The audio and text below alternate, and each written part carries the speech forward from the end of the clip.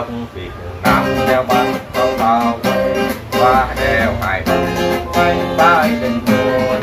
nhớ khi xưa qua đèo qua suối mà lòng ta mơ